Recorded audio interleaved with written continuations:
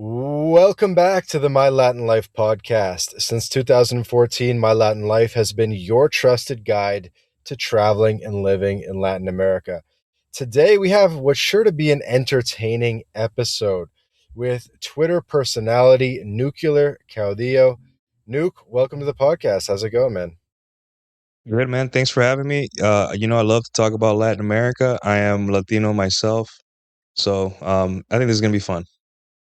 I think pretty much anybody on Twitter knows who you are or has seen your posts. You've been around for a long time, posting. Like I don't know if you get lucky. You get bangers though. Like you get million impression posts quite Yeah, regularly, and you seem to have hacked it, and you've been doing that for a number of years now. yeah. I'm gonna say, I'm gonna say I want to be humble and say it's luck. I have been posting.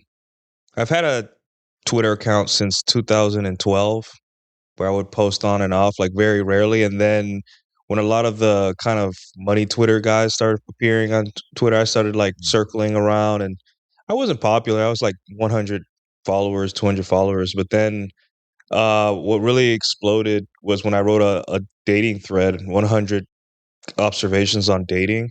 And recently dating content creators, they're being outed as like manipulators, assholes, frauds. And when I put that out there, it just everyone told me this just seems like a normal dude. You seem authentic, and it caught the eyes of a lot of people. So here I am now. So I would say I timing was right, but also I just think I'm the right person for the job because I Mm. come at it with a very authentic, and I'm not trying to come here and be like, look at me, I'm such a man, be like me, it worked for me. I'm just like, I'm just a dude, just a person. I screwed up. I still like screw up with women. I have a girlfriend now, but I still make mistakes. And like all Yeah, of you, I'm a person, whatever. totally. And I'm sure some longtime fans maybe have you ever done a podcast before? Yeah, I have a show or a weekly live stream I do Do you? on YouTube. Yeah. And I have done podcasts with guys like French OG, with another guy that is a travel podcaster. But it was so long ago. I've done a radio show. I've done a show with Jose Nino on politics.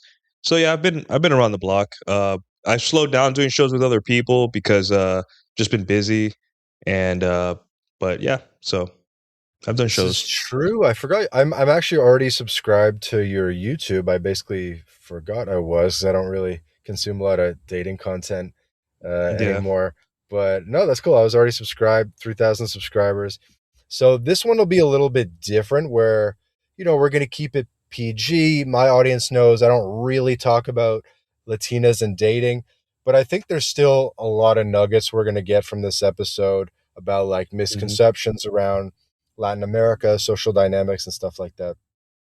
Cool. Yeah. I mean, we just want guys to be better and to enjoy Latin America because honestly, like if you know how to talk to the people, it's one of the warmest, kindest, friendliest places, most soul restoring places in the world.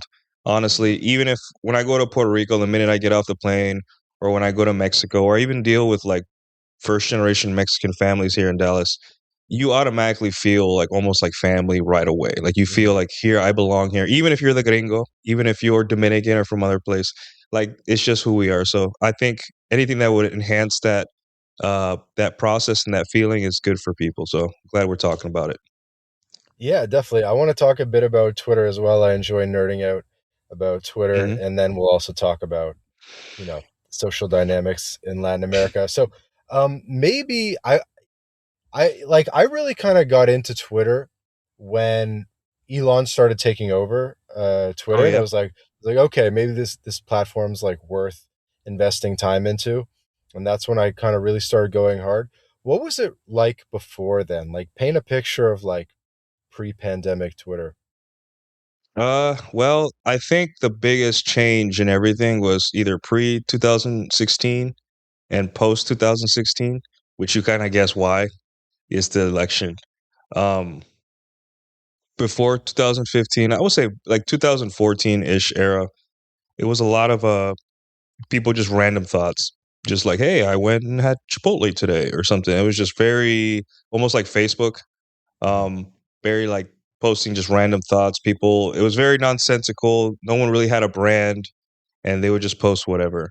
And then after like on the ramp up to the election, people started using it more as a brand. It became very political, very all that stuff. A lot of people from 4chan came to Twitter. A lot of people from Facebook came to Twitter because they realized, hey, Facebook is just silly. It's just posting your what you ate that day or what your a picture of your food. Like, who cares? Twitter is more like intellectually like charged and all that. So I could see why it would attract that crowd. But then the election happened, and everyone took to the internet to like say their piece or to the outrage, build brands. That's like Candace Owens. That's where she got her start. Hmm.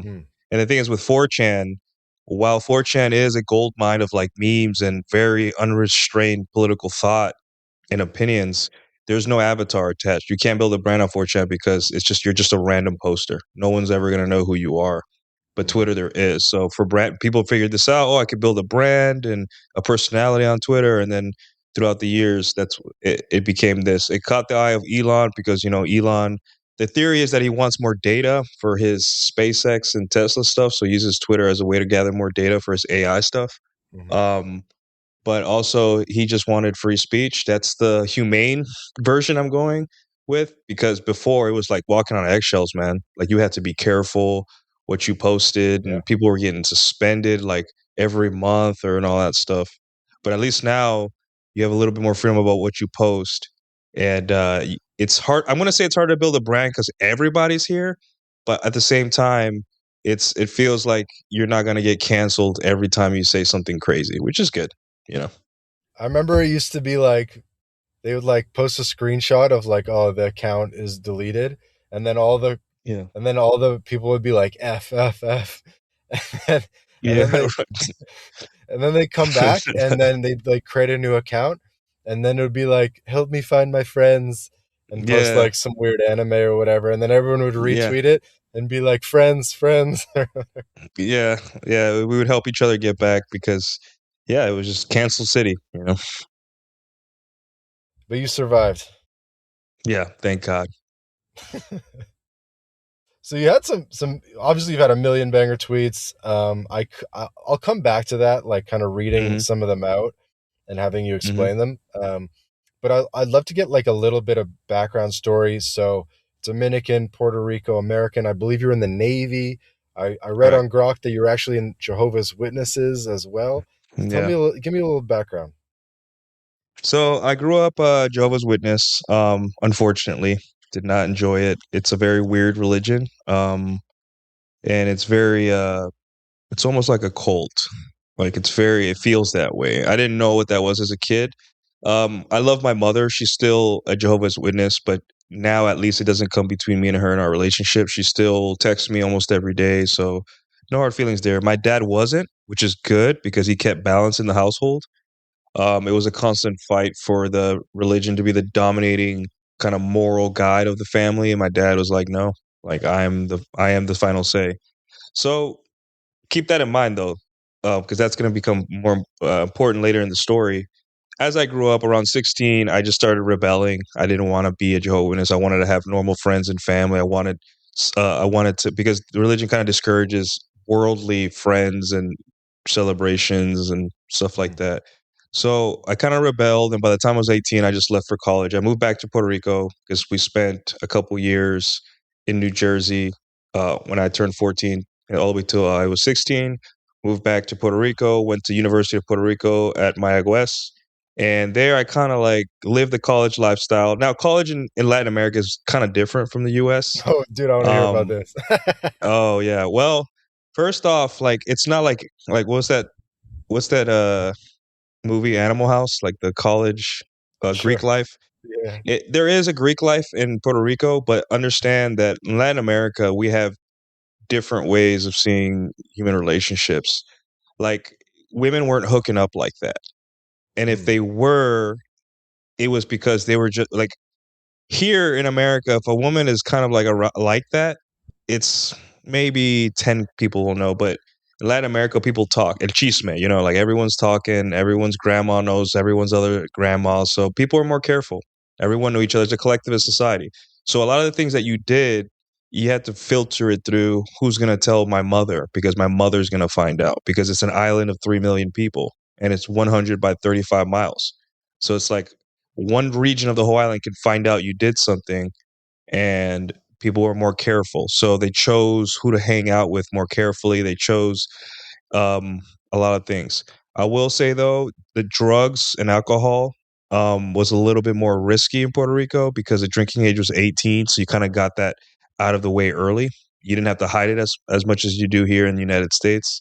Um, and also, the way women and men got together was that if if a woman likes you and wants to just be with you, you would have like a waiting period and everyone would acknowledge it. And we would call it, oh, they're just talking. They would walk together to class, they would eat together, they would go out to movies together, but they weren't official. But everyone says, oh, they're just talking. So everyone would leave them alone, hands off, because it was a very pro social society where we kind of had a social calibration around love and relationships and a lot of things too. If you were weird in Latin America, you are weird. Like in America, you can be weird and it's just like your niche, But Latin America, if you're a weirdo, they let you know early. Like you have to be up with the culture and the customs. If not, you're going to be labeled an outsider, and that's what a lot of people don't understand. Um, and that's what made me kind of learn about social calibration and made me it's so easy for me to become a dating content creator because I learned early on that hey, you got to talk to people a certain way. Your boss, your friends down the street, you got to be calibrated. You got to know what to say, what not to say, because just because you live in a society where we're kind of fractured in America does not mean you can just talk to anyone the way you want. You have to look where they're coming from and all that stuff. So I went to college, and after college, I joined the Navy, and that's when I had that culture. My first cultural clash was because in the Navy, no one gives a shit about your feelings or how you're supposed to talk to people. It's just orders, orders, orders. And I joined the nuclear side of the Navy, where there's a lot of nerdy, weird people, right? There's a lot of smart people. I'm not saying I'm the smartest, but somehow I got into that part of the military. So I didn't know that was a yeah, it thing. was very weird. The Navy has a nuclear department.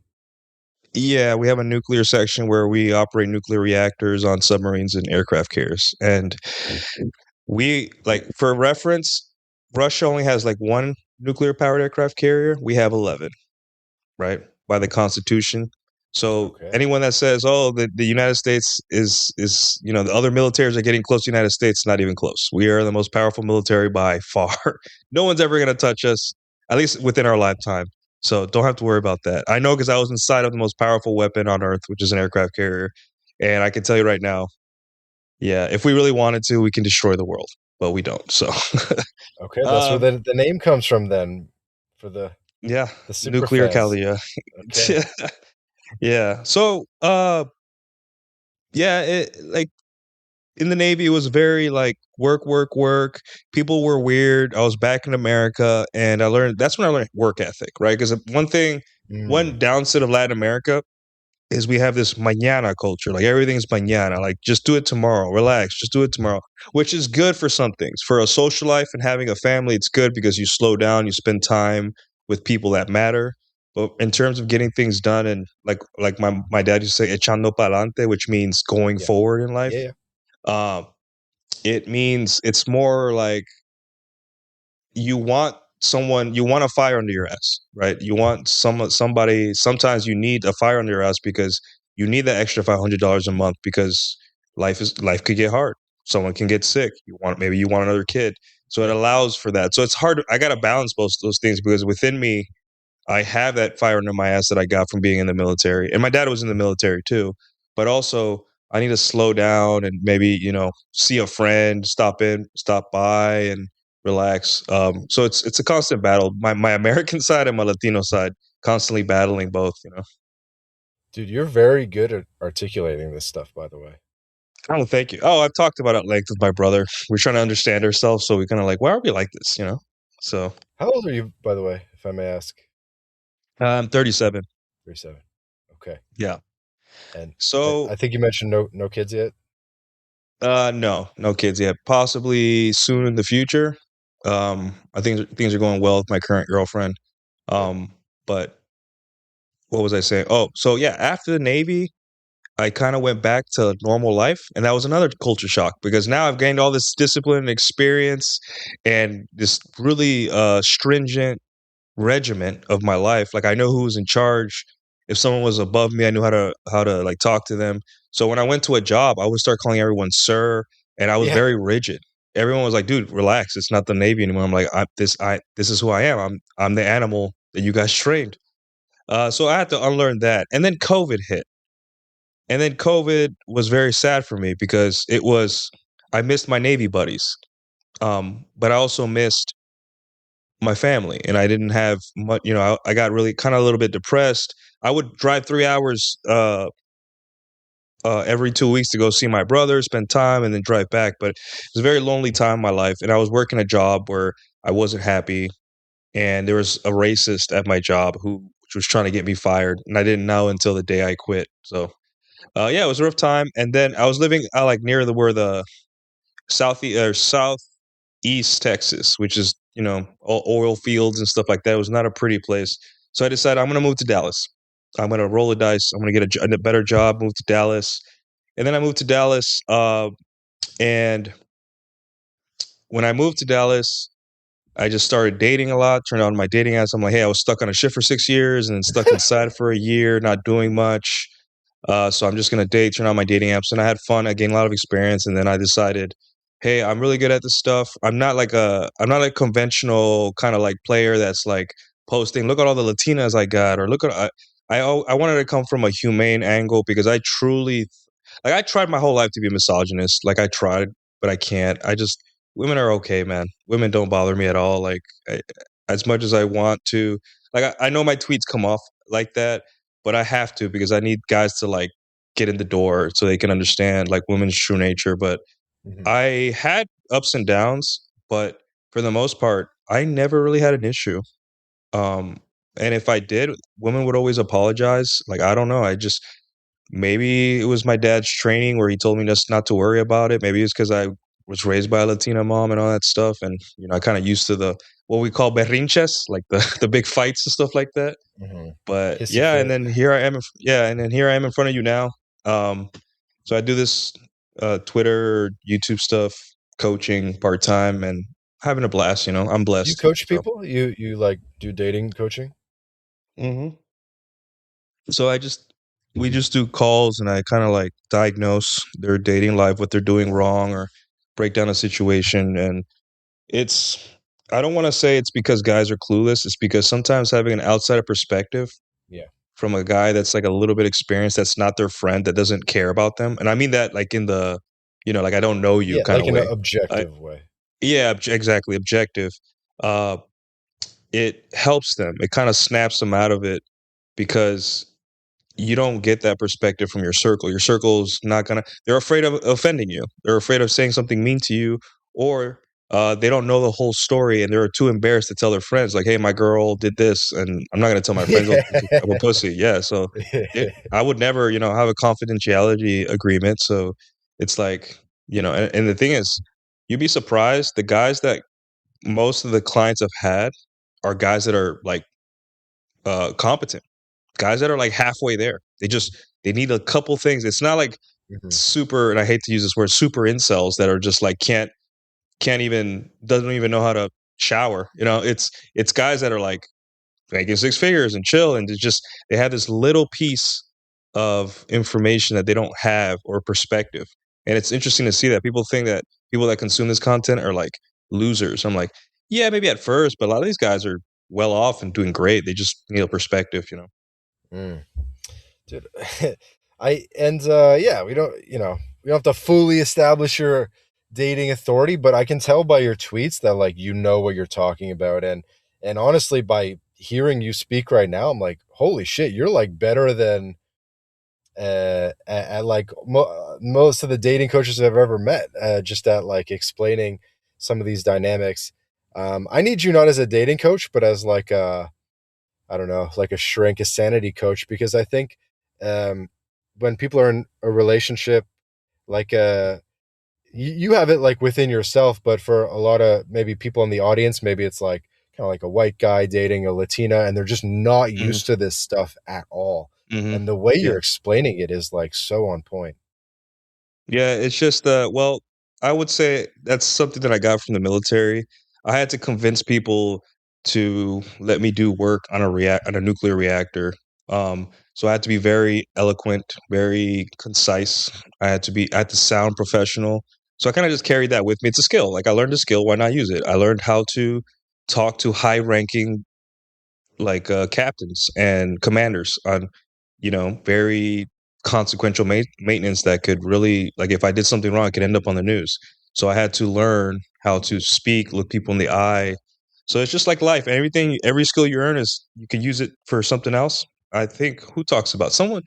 I think Scott Adams, may rest in peace, talked about it. But like, there's this talent stack, and as life goes on, a lot of guys are just like, "Well, I'm done with this job and this kind of industry."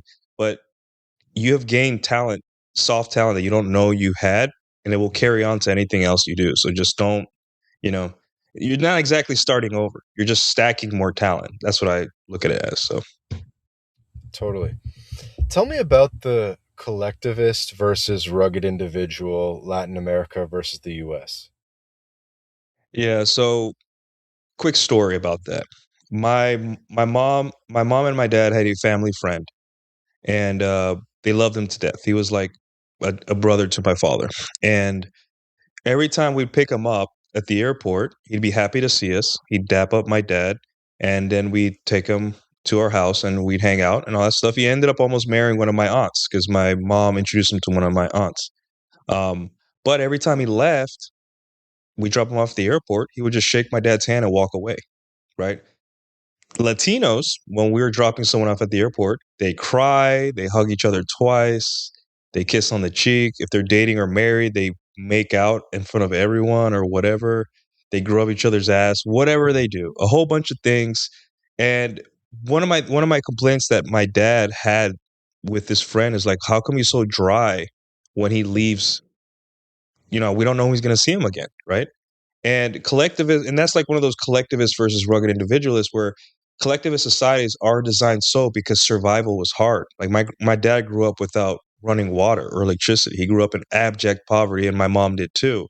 So because of all this, because of the lack of law, like my mother and my father could get hurt, touched funny, or get sick and die within a week, right? I know it's not like the caveman days, but it's still like, you don't know when your next piece of food is coming. Pretty So close. collectivism is designed around survival because we all are pulling together to survive, right? When we have an economic surplus in like we have in the United States, and also we're built on rebelling against the UK, against Europe, right? That was why what US was built on, revolution.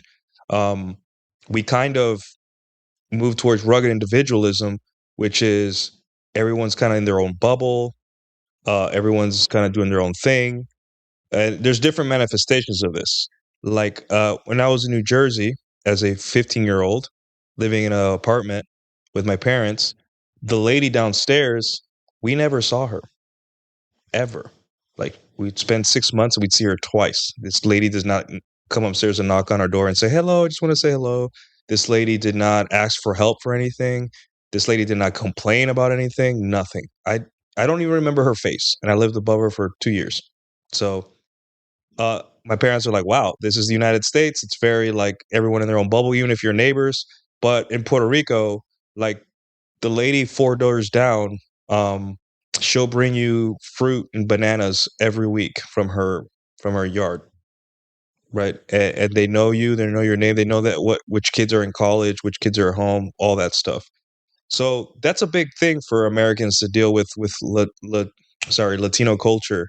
And right now, with the cultural zeitgeist, a lot of people think that if we were more collectivist as Americans, things would get better, right? Like we like if you're a particular race, you help another particular race. If you are a particular social class, you help out other people's social class, whatever, right? The political zeitgeist. But I'm like, there is no solutions, there's only trade-offs. So you may want a community where you support each other, but just know that every fight you have with your wife, everyone's going to know, and everyone's going to comment, and everyone's going to be in your business. And are you ready for that? And I don't like that part of collectivism, Latino culture. El chisme, I don't like it. I don't like when people are in my business. And you know what? You know what I get told for that sometimes? That I am distant or Mhm. uh, closed off. I'm like, no, I just don't care Right. about your life like that, and I don't want you to care about my life. Like the fights I have with my girlfriend or my mom or my dad or whoever are for me, or for me to deal with. So it's like, you know, there is no better system, but essentially collectivism is life's hard. Let's all be very close to each other physically and emotionally so we can survive. And rugged individualism is every man for himself. And because we have an economic surplus. America is a land of plenty. That means that we don't need to come together, because if I have this piece of land, the next over is going to have plenty of things to eat too. So we don't have to pool our resources as much, because America is the land of plenty, quite literally. So yeah, that's the big difference in terms of culture, and everything stems from that, honestly, in my opinion. So I would love to get your opinion on something. This is something I kind of don't get, which Hmm. is so people who come from like Latinos that come from like a more modest background, let's say, why do they still have such a mañana culture when it's like, bro, like your family's living in like the shittiest apartment ever. Like, shouldn't you be Yeah, like working really hard to like buy them a house or something? But they don't really think like that. yeah. Well, I think it has to do a lot with wealth. Um, when you feel like you're never gonna move up social classes, and you're just gonna struggle for the rest of your life, then I think a lot of people just focus on the now and family and the next thing. I would say that a lot of lower class families that come here, uh, some people, there's a lot of alcoholism and drugs and betrayal and all that stuff, because a lot of people feel like, hey, like I'm in America. Not only do I not understand the language and everything's moving so fast, I also don't feel like I'm ever going to get ahead. While everyone's getting ahead, I'm not. I'm not. So a lot of people just chill, give up. Like I want to say give up, but they just take the stance of what's the point, right? What's the point of working so hard? I miss. Oh, another thing is like I miss my homeland. If I was in my homeland, life would be better. I'm more respected in my homeland, because again, it's the collectivism versus rugged individualism. If right now, if I went to Santiago, República Dominicana, Villa González, where my parents grew up, and I told everyone, "Hey, I am my mother's kid," like I say her name, or my father's kid, I say my father's name, they're gonna be like, "Oh, I know. Okay, okay. Yeah, you look just like him. Come in, come in. Here, I'll give you some free stuff. Here, take some dulces, take some, whatever." I didn't look, and then everyone announced, "Look, this is so and so's kid. Look how big he is." And that's what they miss when they come to America. Nobody cares about them. It doesn't matter. Listen, I have been living in my neighborhood for about 5 years now, and there are like three places that I go to frequently where they look at me and they're like, "Oh, Nuke, oh yeah, it's you. Come on in." Like my cigar spot and all that stuff, because America's different, right? It's just there is no solution. So that manifests as you leave your country where people kind of know you. You have a little bit of status within your town, and then you come here and you'll never get status. You'll never get ahead. You feel like the crushing weight of a fast paced capitalistic lifestyle. So might as well drink, might as well fuck it, like whatever. And then wait for my parents to die so that I can get the terrenos, go back to Mexico, go back to Colombia, go back to DR, and then retire there. Yeah, that's the plan, really. That's the plan for a lot of people. So You think a lot of them that's do that's want what to I go see. back or like plan Uh, to go back? Yeah, because I mean, economy is getting a little tough here in the United States. So they think, oh, why am I here if I'm still can't afford the food I want and live like? I think the I biggest hear you. complaint for Latinos, um, is honestly the pace of life here. That's all I get. Like my Puerto Rican friends complain about it. It's just it's you work, work, work, and you feel like you're getting nothing done. Like you're not building anything. You're not building a house. You're not buying land. But if You're you not. work hard, you definitely are, you know? Yeah. Yeah, so yeah, it's kind of like a not worth going into, but I wish they were a bit more patriotic. Like back in the day, 100 years ago, when you came to America, like there was no going Yeah. back. Like you were not going back to Ireland. That was not in the cards. Like that wasn't even in the thought process. Yeah, There only was forward, yeah. you're like, I'm American now. This is it. This is like there was no I'm going back to Ireland. But anyway, so Yeah, it Um, bothers me too. For what it's worth, it bothers me too. So but what the more interesting angle I think there is like the that frustrates me as well is like the lack of like echa pa'lante and like wanting to sort of um like influence the outcome and like build the life you like having life happen to you versus like being sort of like the main character in your own life and just like thinking creatively and stuff like that. I'll give you an example. Like I know a lot of Latinos that like they don't even know the price of things at the store, and you'll be like, how much is a kilo of chicken? And they're like, oh, I don't know. And I'm like, how do you not know the exact price? And then how do you not know that like it's cheaper at this other store across the street, and then like if you save the 20 cents then you can like invest it or whatever. But they don't really think like that. They're just like, oh, like I go to the store, I get it costs what it costs, I just get the chicken, it costs what it costs. And it's yeah, like it's totally different.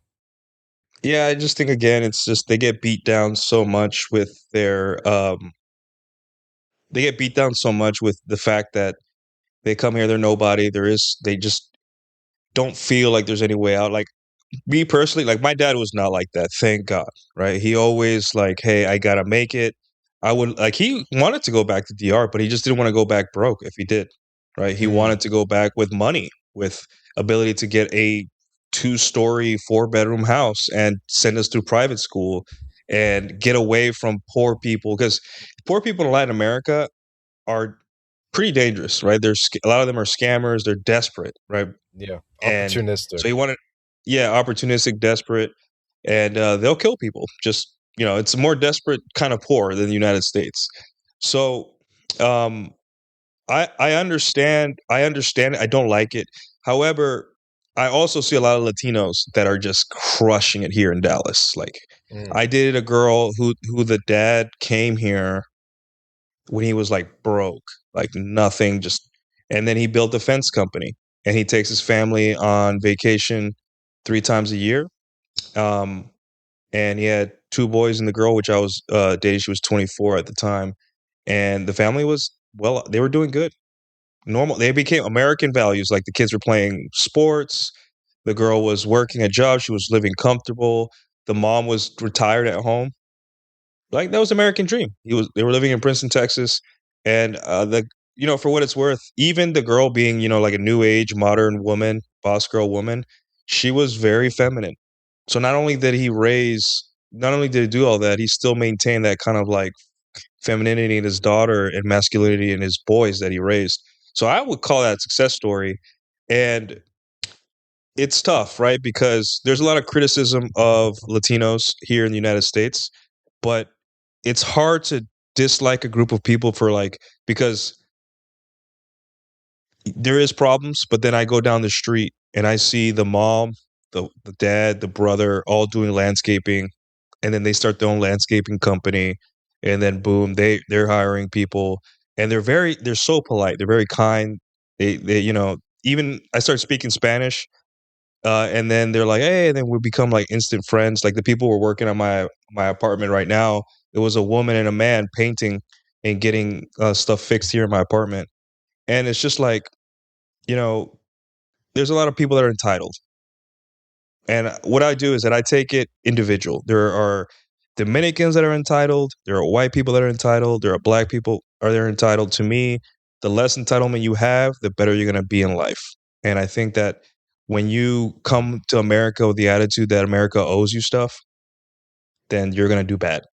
But if you come to America saying, this is it, like this, I can turn it all around here, and I still have the option to go back. Like that's the thing. If I work hard for 10 years, I could have a house here and the United States, or have a house here, Airbnb it, rent it, and then still earn American dollars, right? Like, silver lining. Always see it as like things could be worse.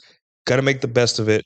And some Latinos have it, and some Latinos don't. Just like everyone else. So what mindset or upbringing do you think is more adaptable? Like if you were just to airdrop a Latino versus like a normal American in like Asia and Japan or Africa or something, who do you like? Who do you think would be more adaptable? Like which type of Latino would be more No, adaptable? like, do you think a Latino or like like an Anglo American would be Oh, more adaptable? I think like adaptability is an interesting topic. uh, man, that's a good question. Because like you drop Chinese people anywhere, and they will build a restaurant or something, and They then you're like, adapt. how the hell did this Yeah. get here? Yeah. But then you drop Mexican people anywhere, and they'll have a food truck going, and like the whole family's working. Man, I think between it's a close race between Chinese and Mexican. Honestly, I would say yeah, they're neck and neck in terms of adaptability. Um, yeah, it's just I would say Mexican is a little bit better because of the religion. This is why Americans, at least Texans, love Mexicans. It's because we're the same religion. Like if you go to church, you're gonna see a Mexican family right next to you.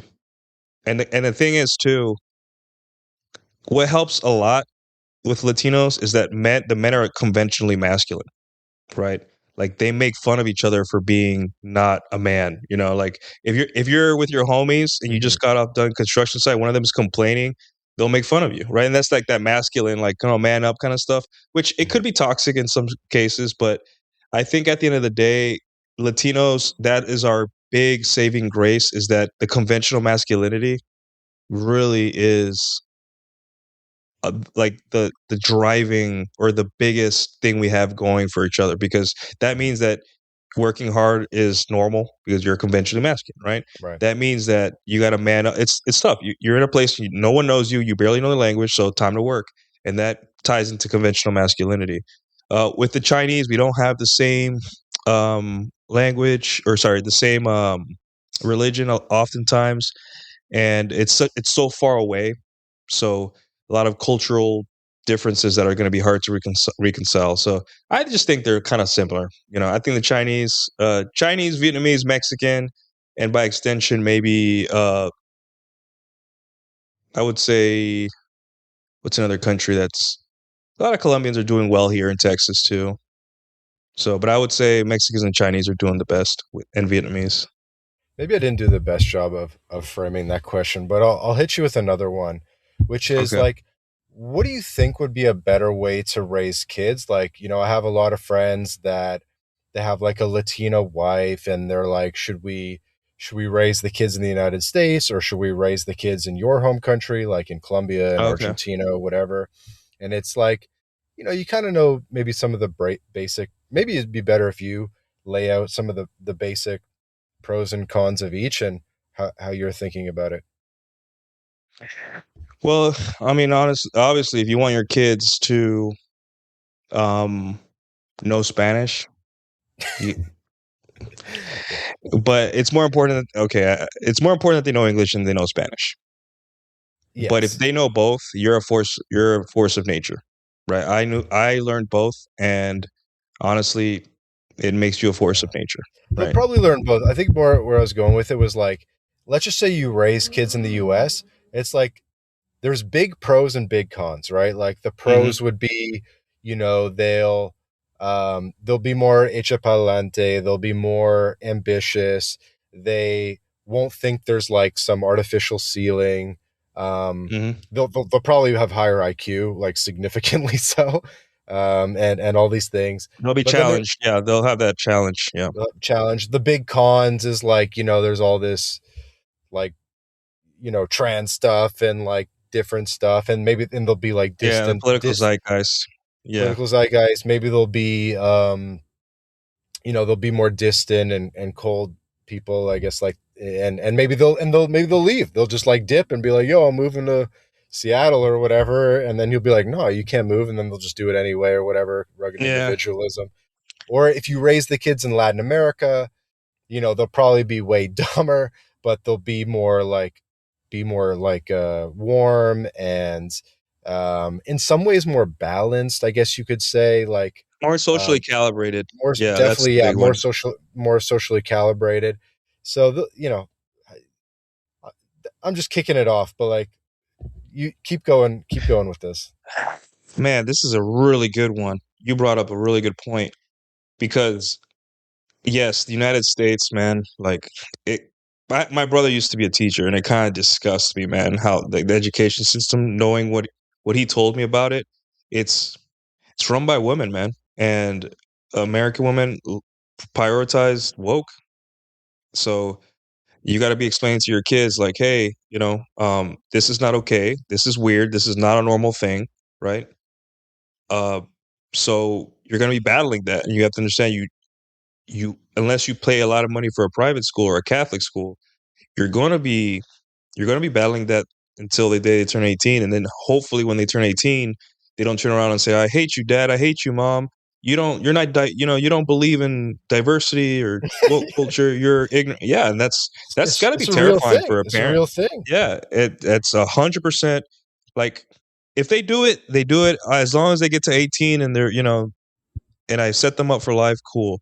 But at the same time, like life's too hard not to be close to your parents if they're good parents. Yeah, life's too hard to be look like how can you tell your dad who busted his ass um and tell him he's ignorant because he doesn't like a certain group of people or doesn't think the way you do, right? He showed you through his actions that he loves you and cares for you, but then because of the indoctrination, you're running away and telling everyone that your dad's ignorant. That's got to be heartbreaking, right? I don't wish that on any parent.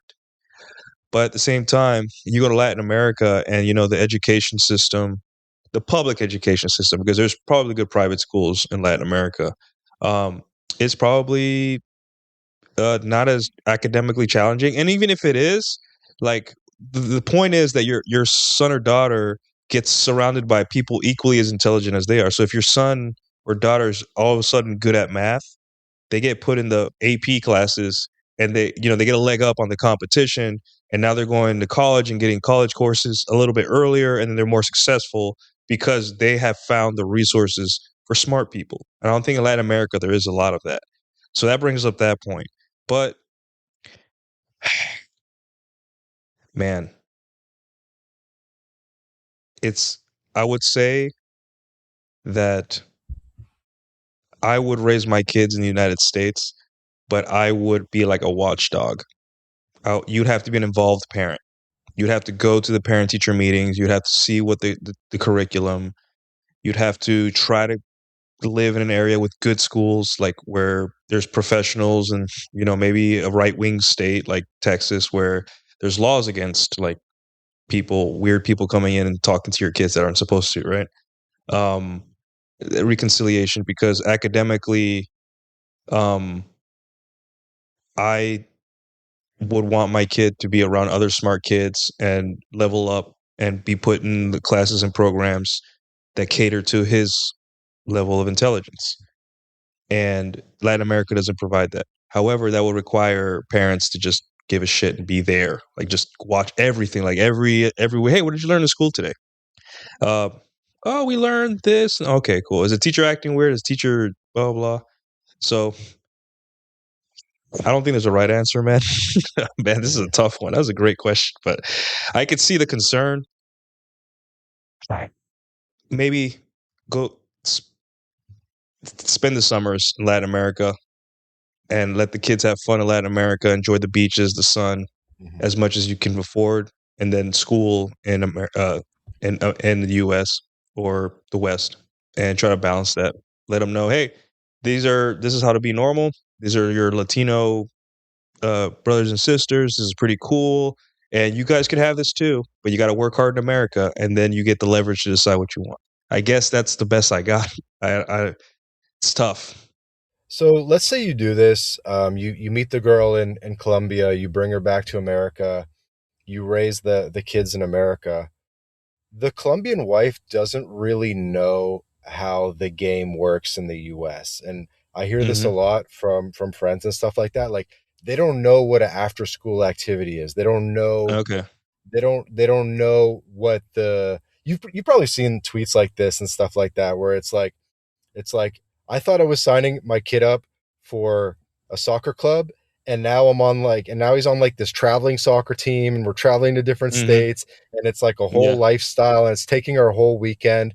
Like the level of like seriousness and competition and discipline and routine, they're not like used to that. Hmm. Yeah. It's I would assume that since soccer is so popular in Mexico, you can just join any old after school soccer club or something or school team, and it's like, whatever, just to keep the kids. But here in America, it's like you said, hyper competitive. Make state, make this all city, all state, all region, whatever. They push the kids really hard, and I'm like, it's the American thing. But yeah, I mean, just like it with anything, you got to let her know, hey, this is America. We fight. We play to win. Um, and it is what it is. You just gotta. I think a lot of guys don't know that about here, even American guys. They don't understand this stuff until they actually have the kid. But it's nice to have guys like you kind of ask the question, hey, are you ready for this particular part of parenting where she may want to just hang out with the kid and be a family while you want the kid to play soccer on the weekends and all that stuff? And I would say the reconciliation would be like, well, that we get to spend time as a family on the road or something. So, yeah. And hopefully she agrees. What Yeah. do you think are some other, I guess the other way for guys like going down to Latin America? There's definitely like a honeymoon period where you're like, Mhm. okay, like dollar beers. And, there's all these things you have to learn. Like the classic one is the guy comes down, night one, drinks the tap water, gets sick, whatever. Yeah. But there's a lot, but like you keep peeling back the onion. And I've been, in Latin America for almost a decade. I'm still learning so much all the time about like Mhm. the dynamics and how things work and like different it's what are some of the misconceptions or things you would want to share with people? Uh, like one of the first things that's the most shocking is touch, the way people touch each other. Um, Latinos are very huggy, feely huggy, and that's normal, right? Don't be weirded out. And the women are gonna talk to you like they're in love with you. Don't let that go to your head. It's just the way they are. Like even my mother's friends growing up, they would talk to me a certain way, and from the outside it looked weird, but it's just they call me mi amor, mi cielo, which is like my heaven. Um, come give me a kiss, stuff like that. So get used to the warmness of the people. It's a little shocking as an American because even if a girl in our friend group said that, you'd be like, what the hell's wrong with you, Cindy? Like, I'm not giving you a kiss on the cheek. Like, what the hell? But in Latin America, you are weird if you don't do that. So get used to the touchy feely stuff. Um, Another thing that the dating is slower, you know. Um,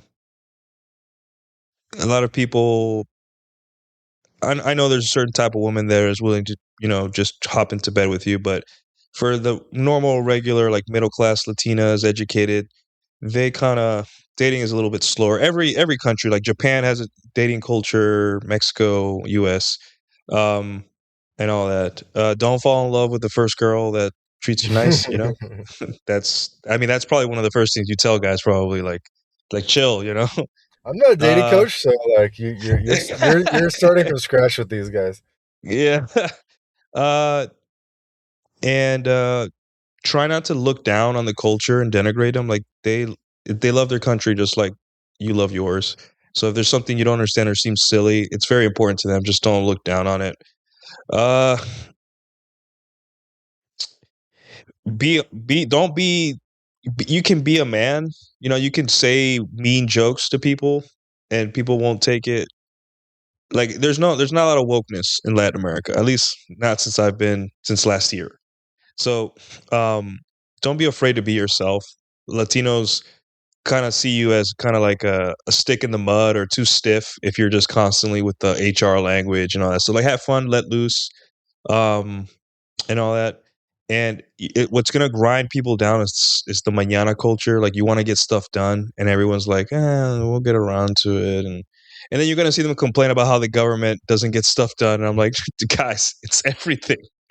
Everything is like this. It's not only the government. We are like this, okay?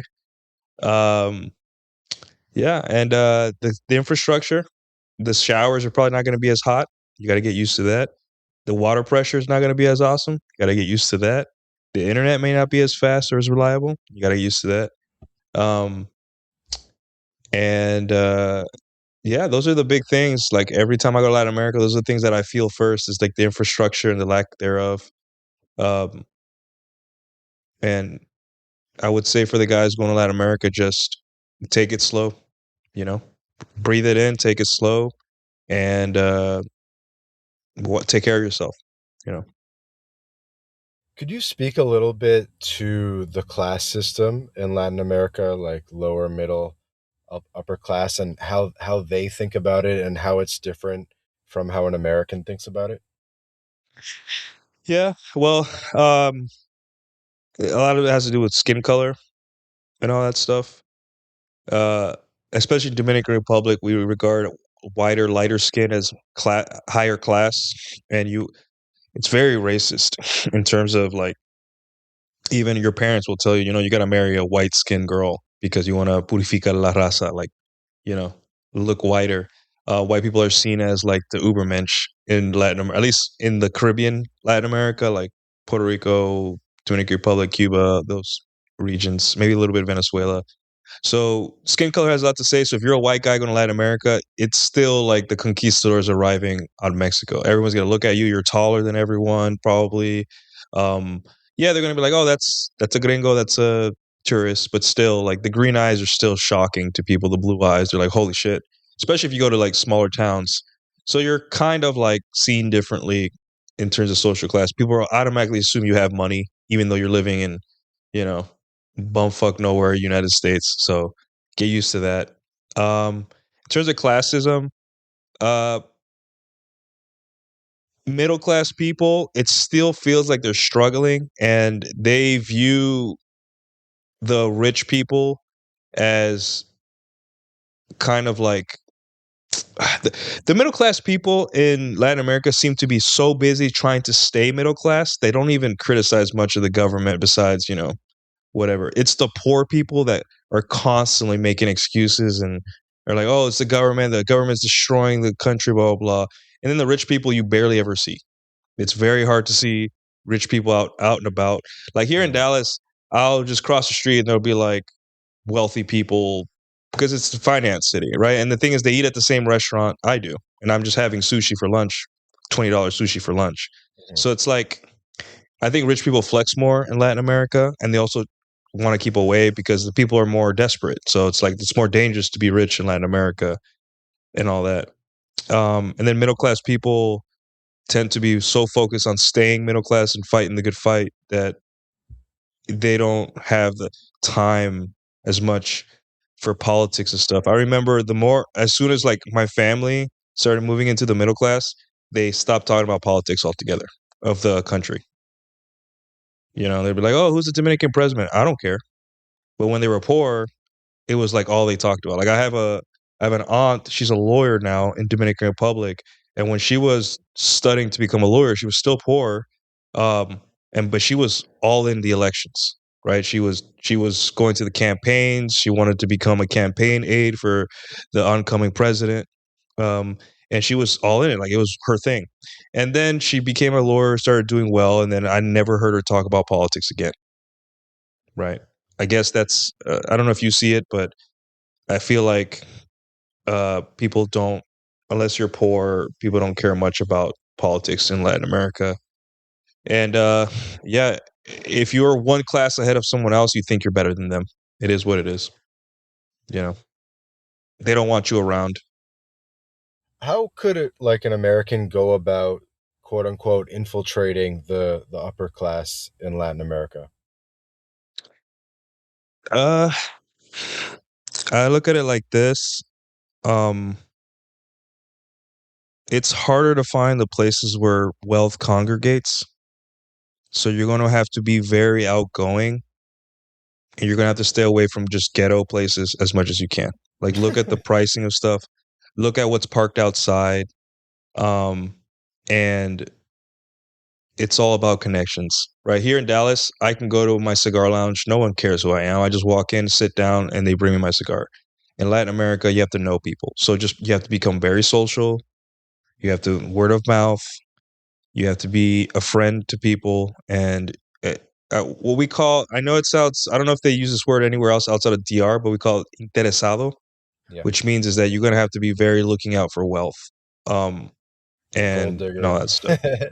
Yeah, like not like you want their money, but you just want to be around that and all that Yeah. stuff. So, in America, there is ways to do this because you could have you bring hot chicks around, you Well, the throw thing is, in events. America, like you can find people on LinkedIn, like you know who the Correct. Yeah. CEOs are. In Latin America, you literally can't even find out who owns a company. You can't even Yeah. find out because Probably for their protection. for their Yeah. protections because they're afraid of getting kidnapped or whatever. And so Hmm. they're just very secretive. It's very hard to find out. Yeah. So I would say, uh, find a network. A lot of you guys, guys that's like guys like you're a godsend because a lot of the times you guys provide the network. Like, hey, I have this guy that wants to come to Latin America. I trust him. We vetted him. He's not like a weirdo. He's a cool guy. I've talked to him one on one, show him around, get him in there, and that I think that's great. I talked to a guy who did that a couple years ago, and I think that's great. And that's really going to save you a lot of time. But yeah, it's just a lot of it's behavior too. I have an uncle that's kind of wealthy in DR. He owns like he produces like maybe 15% of the chickens Yeah. in DR is a chicken farm, and he's doing okay. But one thing, my dad went was the one that loaned him the money to start the business. So my dad has a very special place in his heart because he loaned him the original couple $1,000s to start the business, right? And then one time I embarrassed my dad in front of him because I was acting like an idiot. I was like 12 years old and I was just not acting like a classy kid when we went to go visit DR. My dad was pissed. I'd never seen him that mad in a long time. So I think what my dad was trying to tell me is that around people with money, just act classy, act like you got some sense, you know. And I think in America we're losing that because now tech guys are are the millionaires and the Hmm. crypto guys are the millionaires, you know, the Hmm. fast money people. And they're like stained Marvel shirts. They come into work with like, you know, they're not in suits and they're not, you know, they don't look professional. They are professional, but they don't look professional. So Americans kind of have this thing where it's like it's about functionality, but in America it's a lot about appearances. So if you act and you dress in a way that looks rich, then more than likely you're going to get that good attention from people.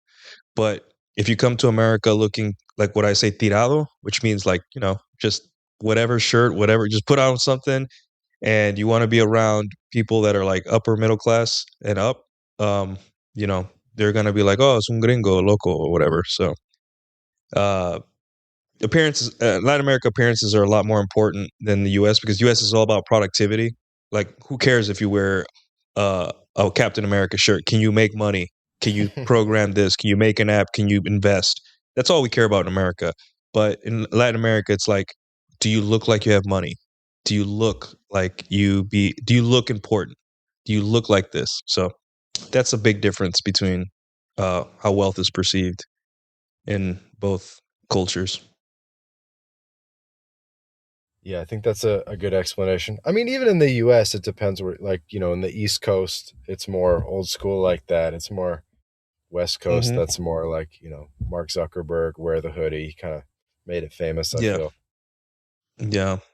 Dallas is very still. I see people in suits, but I also now starting to see people in like polos and Hmm. khakis. So it's like it's starting to change a little bit. So I don't know. Dallas, Texas is a good. I think they keep it classy for the most part and kind of old Yeah. school. I like the way they do it, but like approachable at the same time. It's like a good middle ground. I feel where they're Hmm. like classy but approachable, like that Southern hospitality kind of thing. Yeah. It's interesting because Texas is seen as very rugged, and it is, but it their suit and tie is like a cowboy hat, but like very clean, everything clean, you know, like a cowboy and all that Uh-huh. stuff, but everything is like pristine. The jeans are new, the boots are like shined, ready to go, and that's like our version of like suit and tie and all that. So it's like it's a different type of suit and tie, but it's still like they men still care about how they look, you know. So presentation. Totally. Okay, let me ask you like one or two questions. I know we're already kind of over time, so we'll try Yeah, not to no take worries. too much of your time. But How would you communicate the American mindset to a Latina or Latino spouse or partner where Mhm. they're just very unfamiliar with, like, if they're not in the US, like if it's a Latino in like a Latino American that's in the US, they kind of get it to some extent. Maybe they don't get all the layers of power and social dynamics, but the ones that are actually in Latin America and they just see us like go, go, go.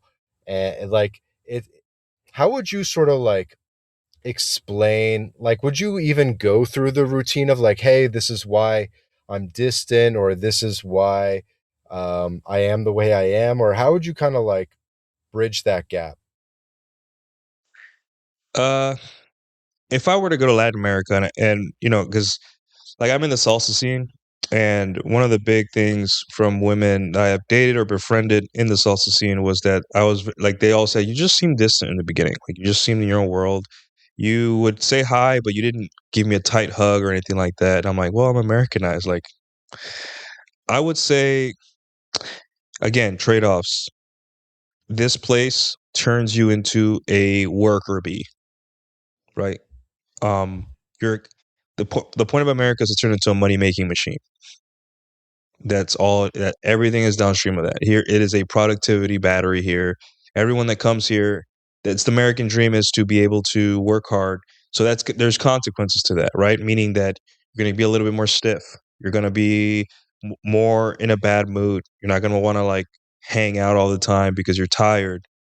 You're going to become less social. Like it's almost a given. If you're working 50, 60 hours a week in a place where you don't know the language well, or it just deviates from your culture in terms of humor, culture, celebrations, whatever, you're going to get a little bit, lonely. And I would say the number one thing that's going to happen to you um, when you come to America at first is going to be you're going to be very lonely. You're going to be very lonely. And I don't want to sound like a doomer. I don't want to sound like to give up hope, but I just want to prepare people, Latinos and Latinas. You're going to be very lonely here, right? So what a lot of people do is if you're going to bring a spouse, let's say you're a guy, you're going to bring your Colombiana, your Mexicana here. The first thing you should do is hand her to the community here, right? Like go to the restaurants, say, hey, this is my wife. I just wanted her to introduce you to other Colombianas or Colombianos or Mexicanas, Mexicanos.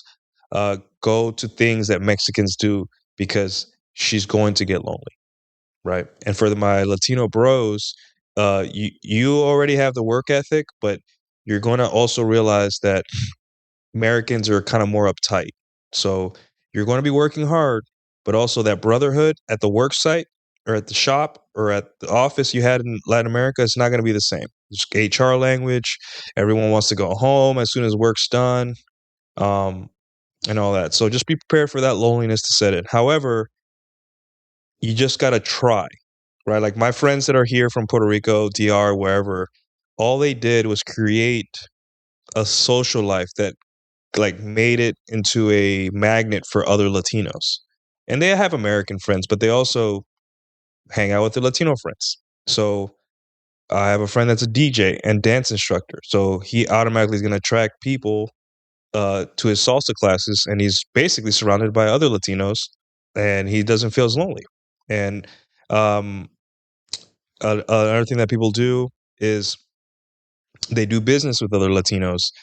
They whatever it is you got to do, just know that you got to beat the loneliness because that is the number one issue in America right now for people is for immigrants that aren't like don't come together as a family like all five uncles and aunts come together.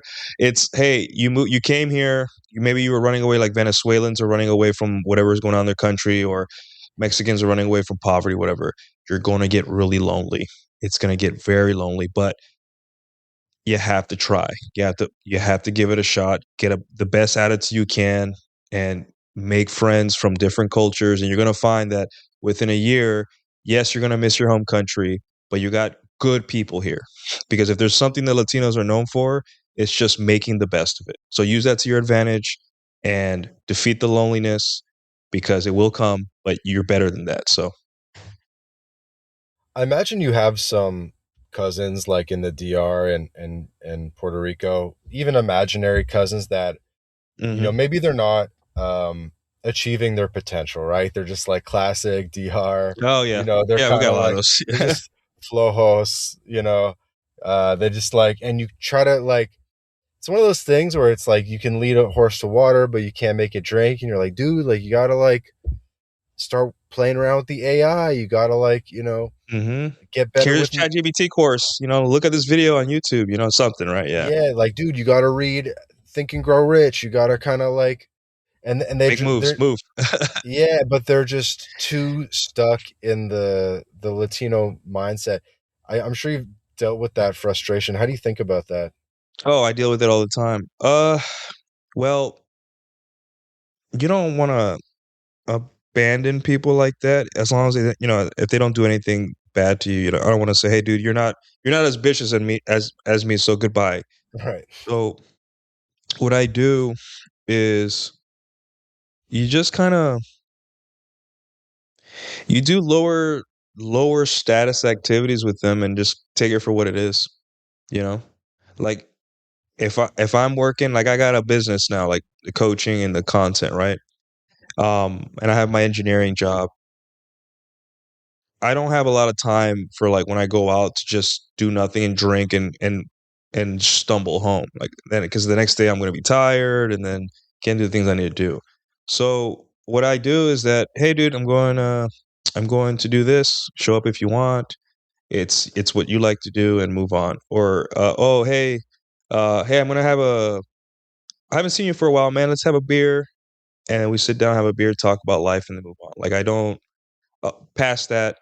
I don't kind of interact too much. Not because I don't want to. It's because we're in a different country, like in our mind, and it's tough because I know what you're talking about. It's you want people to in your circle to do well. You want to take everyone with you, but my father tried to do that. He was one of the first people in his family and my mother's family to get a visa. And he worked for a decade and a half to get my mother's side of the family and some of his family to the United States. He gave them housing. He gave them money. He put in the paperwork. He did all that stuff. And a lot of them ended up never even trying to get the visa or coming back. A lot of them let the visa expire because they were too lazy to do the paperwork to keep it active. A lot of them, one or two of them did well, like kind of, and a lot of them came here and just wanted to have sugar daddies and not do anything, just basically be a P word for for men here. And it killed them a little bit. It made them very kind of sad. Like as a kid, it's hard to tell when your dad's sad, but now as an adult, you kind of look at it. You look at it differently because you see your dad as human. So it's like Latinos don't like to abandon their own, right? The collectivist stuff.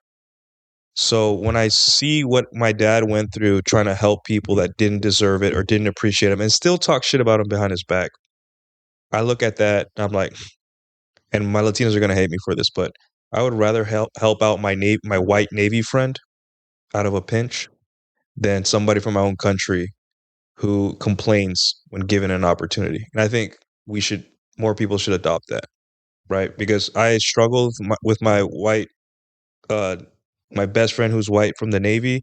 I've seen him at his lowest and I've seen him at his highest, and it's like again, I see it as an individual basis, um, and helping people that don't deserve it, even if you're wishing, you're begging to help them, they're never they're never gonna improve. There's three types of people. There's it during history. There's people that no matter where you drop them, in what era, time zone, or time period or location, they're gonna kill it. Those are the Napoleons. Those are the Genghis Khans.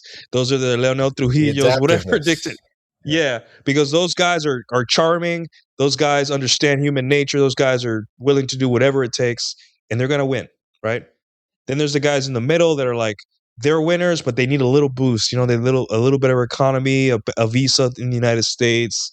They need a little bit of starting money, a loan, whatever. And those are what that's I consider myself that. Like I just need a little bit of guidance and a military discipline and I'm on my way. And then there's guys that no matter what you do, you can give them $1 million today. And in a week they'll be $1 million in debt because they just no matter what you do, they're gonna be losers. It's just they have it in their there's nothing you can do. They're gonna drag you down and then they're gonna be mad at you,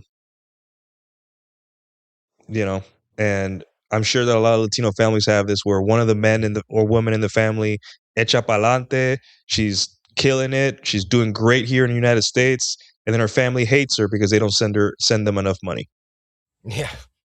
Ask me how I know. So, yeah. So as we get to wrapping up, how are you thinking about? You must be starting to think about like marriage and kids and stuff like that. What are you thinking? Mhm. Are you thinking white girl? Are you thinking Latina? What are we Uh, thinking here? well, Well, you got a my girlfriend. girlfriend, yeah, my girlfriend is white, redhead. Ooh. Um, so answers that question. She's like 6 feet tall, so hopefully we have some tall babies and tall kids. But I, in terms of like, I know this is a big question Latinos have because they want to date people of their own culture and all that stuff.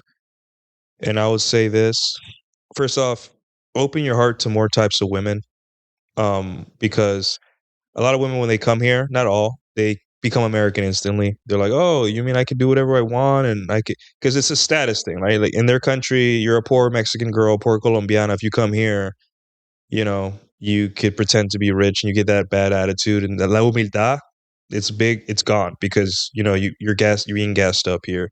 Um, but I would say just date who you like. Don't be restricted by culture. But if you truly are set on dating someone of your own race, you just got to build a kind of lifestyle. You got to be the kind of guy that she would date regardless of race, right? Like Yeah. I have friends that are like Puerto Rican and they're like, I deserve a Puerto Rican girl because I'm Puerto Rican. We have so much in common. So when they go on a date with a Puerto Rican girl, they're like, hey, me and you are both Puerto Rican, so I'm entitled to be at the top of your choosing list for men. But I'm like, no, dude, you got to be attractive. You got to have your shit together. Yeah. You have to, just like you were dating a white girl or a black girl or an Asian girl, like it's all the same. Women are women. Be the best you can, and she'll like you more for it. And you got the added bonus that you're supposed to speak Spanish and eat arroz con pollo, you know? Yeah. So yeah, focus on being competent and getting the good side of American culture with this hard work and competition. And then when you're dating your girl, have that warmness too and try your best to balance both. Yeah. No, that's really good advice. You still have to be like the full package. Okay, last like one, just because it came up. A lot of guys are afraid, like, if I bring my girl to the US, she's gonna change. She's gonna, turn into a raging feminist or whatever, and like the relationship won't be the same. Mhm. Wh- I'm sure that's true to some extent. Do you think it's like an overblown fear? Maybe it's even a good thing. It's a double-edged sword, I guess. What are your thoughts on that? Uh, it's overblown. Like one of the cornerstones of my content is stop worrying so much, man. You're a man, like don't be so neurotic. Yeah, it's just women are women, and even if she leaves, are you gonna die? Like it's gonna hurt you, but you're gonna live, man. Um, what I say is get some experience under your belt. Educate yourself, have a little bit of practice here in the United States, the hardest dating market, arguably in the world. Um, and then go when you if you do decide to get a Latino wife and you're so scared of bringing her or whatever, just first off be honest with her. This is what United States is like. And a lot of women, a lot of Latino women can't wait to come to the United States because they're just go-getters too. Like they don't want to work for $2 an hour at a grocery store, right? They want to work for 20, $30 an hour here in the United States, whatever. Um, and just be the man. Just be the man, have frame. Don't let a woman like learn how to set boundaries, stay in shape, um, and allow her to be herself, right? Don't laugh at her culture. If she wants to drive an extra 30 minutes to find the ingredients so she can cook food, she's not doing that because she's entitled. She's doing that because she misses home. So allow her, give her the space to be Latina because she misses home, and that's understandable. So, um, and always help her find her people here so that she had a little bit of family and stuff like that, and just stay attractive. Just never stop being the man she fell in love with. You know, I that's all like it it. is. I know that sounds kind of lame, No, but it's good. I mean, Should we end it with yeah, that? yeah.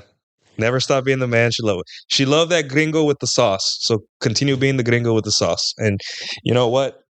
I've had Latina exes that are now with white guys and they're happy. So it is what it is. I'm happy for them. You just gotta have, never stop being the Latino with or the gringo or the white guy with the sauce. And you'll be fine.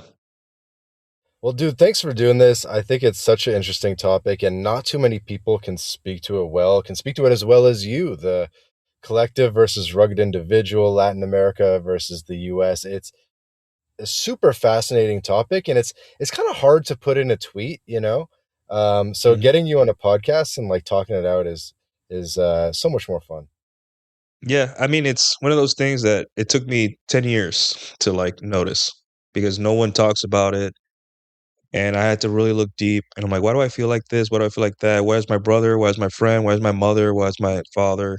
So it's like I never thought I was like the only one going through it, but I was like, this is real. Like, this is a real thing that Latinos go through. And it's painful. It's much more painful than I thought. But I think I can talk about this.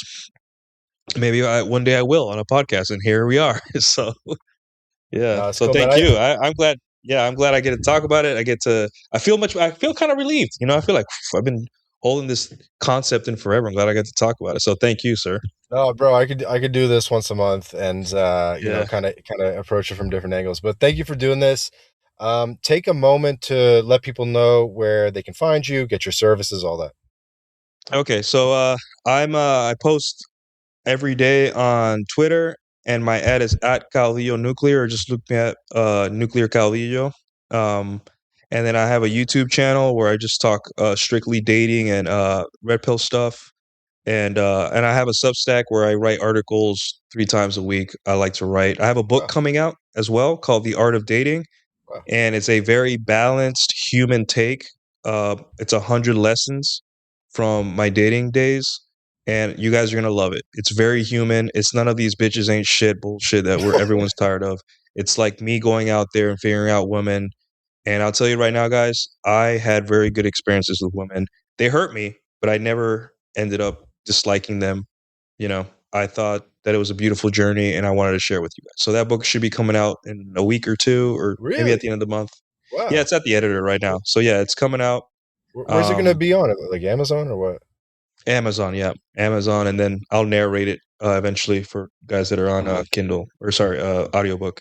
Yeah. So yeah, that's what I got going. So follow me there, guys. I would love to have you. And yeah, El Cadillo Nuclear. That's me.